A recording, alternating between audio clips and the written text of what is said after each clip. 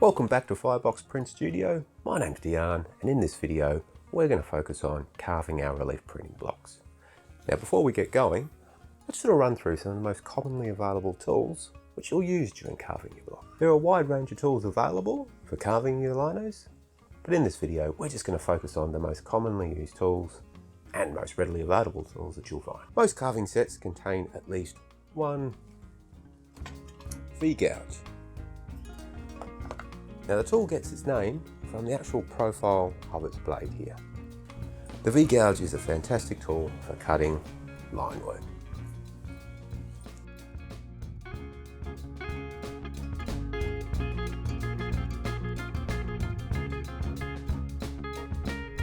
Also in most sets, you'll find a U-gouge,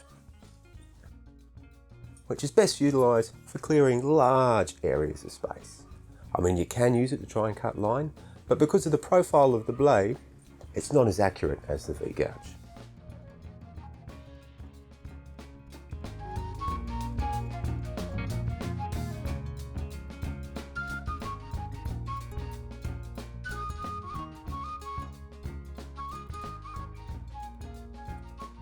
Tools that look like these have become quite popular in recent years.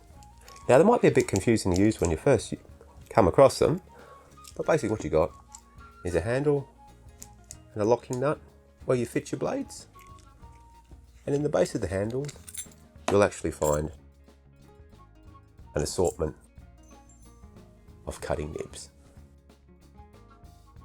To fit your cutting nib, loosen off the locking nut,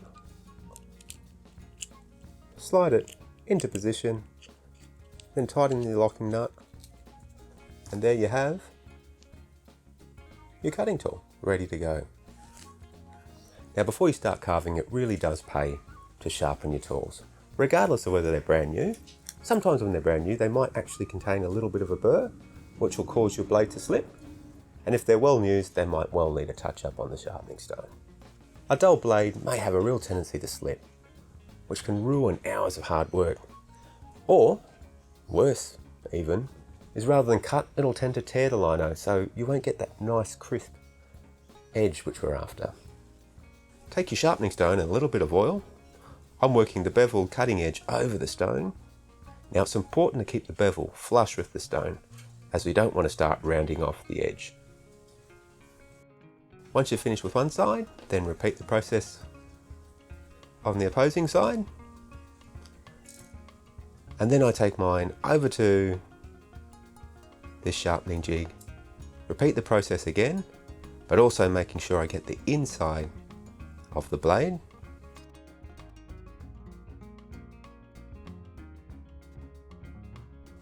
And then I'll finish it off on the leather strop on the reverse. Whilst there's no right or wrong way to hold your tool, what I find most comfortable when I am cutting is to have the end of the tool resting up against the heel of my hand. That's what provides the push, the shaft between my middle and thumb holding it, and my index finger on the top guiding the cut. Always keep in mind that when you carve, please carve away from yourself just in case the tool slips, because you don't want to end up giving yourself a nasty cut. So here I'm using the V-gouge to cut away my line work. Now where I cut won't hold in, so it'll be a negative mark. By that, I mean that in the finished print, it'll be a white line.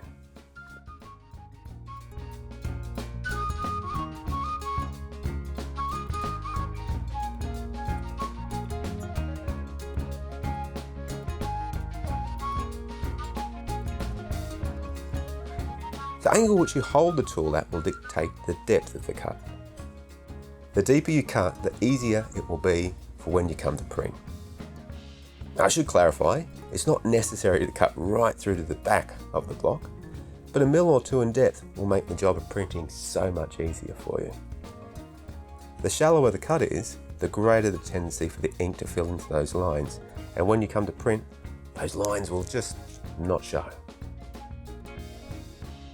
Now from time to time, you may want to see how your image is developing. Rather than inking the block up and printing it, It's much easier and quicker to take a rubbing of the block. I apply a thin piece of paper to the block and anchor it down with one hand. Then I take a soft graphite pencil and work it over the surface of the block. This will give you a really good idea of how the block is developing. That brings us to the end of this video. In the next video, before we start printing, we're going to look at paper, what it is and how to prepare it for printing. So until then, enjoy your carving and remember, always carve away from yourself, and I'll see you next time.